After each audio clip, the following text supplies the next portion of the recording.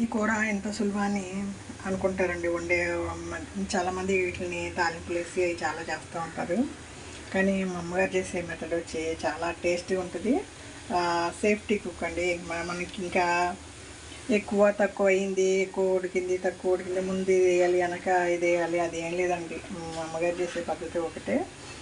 అది ఏంటంటే మట్టి కుండలో 2 స్పూన్లు నూనె అండి. ఆల్రెడీ నేను నూనె వేసేసాను.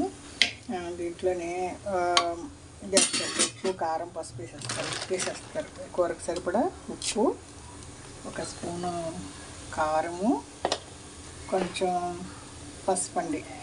దాన్ని వేసేసిన తర్వాత ఇంకా ఉల్లిపాయ ముక్కలు, పచ్చిమిరపకాయ ముక్కలు, 3 టమాటాలతో ఈ పొటాటోలు ఇష్టమైతే వేసుకోవచ్చు, లేకపోతే లేదు. నేను ఉన్నాయండి వేస్ట్గా, ఏదో కూరలు వేస్తే పులుపులుగా తినచ్చు అని 2 బంగాళదుంపలు తీసుకున్నాను. శుభ్రం కడిగి తోలు తీసి ముక్కలు చేస్తాను. దోసకాయ ముక్కలు తోలు తీసి ముక్కలు చేస్తాను. మొత్తం ఇందులో వేసేసి ఒకసారి కలబెట్టేసి పొయ్యి మీద పెట్టి లో ఫ్లేమ్లో పెట్టే దోసకాయ టమాటా గుజ్జు కూరగా రెడీ అవుతుందండి. దానికి నేను ఇది ముక్కలు కోసి అన్నీ వేసి పొయ్యి మీద పెట్టేస్తాను. ఆల్రెడీ ఆంధ్ర వంకాయ ఎగురండి. ఆంధ్ర వంకాయ ఎగురు పొయ్యి మీద వేసాను. ఉల్లిపాయ పచ్చిమిరపకాయ వేసాను. వంకాయ ముక్కలు ముందే వంకాయలు కడిగేసి ఉప్పు నీళ్ళు వేసాను. తర్వాత ఉప్పు నీళ్ళు కడిగేసి మామూలు ఉల్లిపాయ పచ్చిమిరపకాయలు వేసాను. అలాగే మీరు ఉప్పు నీళ్ళ నుంచి వేస్తే కూర ఉప్పు కష్టం వస్తుందండి. ఉప్పు పసుపు ఆల్రెడీ ఉల్లిపాయలు వేసాం కదా. ఫైనల్గా కారం వేస్తే వంకాయ రెడీ అని. ఆంధ్ర వంకాయ కూడా నాకు చాలా ఇష్టం. కూర బాగుంటుందండి. ఇంకా మగ్గుతుంది. మగ్గినాక కొంచెం 1 స్పూన్ కారం వేస్తాం.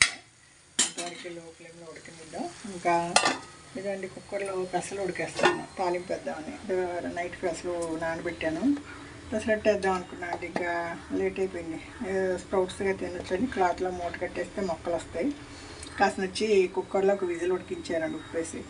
దానికి కొంచెం నూనెను, కరివేపాకు, ఆవాలు, కొంచెం ఇంగువ వేసి 2 ఎండుమిరకాయలు వేసి తాలింపు వేస్తే గుగ్గిలుగా తినొచ్చండి. ప్రోటీన్స్ మనం రోజు ప్రోటీన్స్ ఏదో ఒక విధంగా తింటూ ఉండాలి. ఎందుకంటే ఈ కూర పొయ్యి మీద వేసేసి ఆ పెసలు తాలింపు వేస్తే అండి ఈరోజు వంట రెడీ అయిపోద్దండి. ఇది మట్టి కుండలో వండుతాను, లేదంటే మామూలు పాత్రలో కూడా వండొచ్చు. ఎక్కువ మట్టి కుండలో వండితే అండి ఆ టేస్ట్ బాగుంటుంది. అప్పుడప్పుడు మట్టి కుండను తీసి మూల నుంచి తీసి వెలుగు వండుతూ ఉంటా. మన టయాన్ని బట్టండి. సరే అన్నీ కోసి కుండలో వేసి మూత పెడతా. కుండ పులుసు అండి ఈరోజు.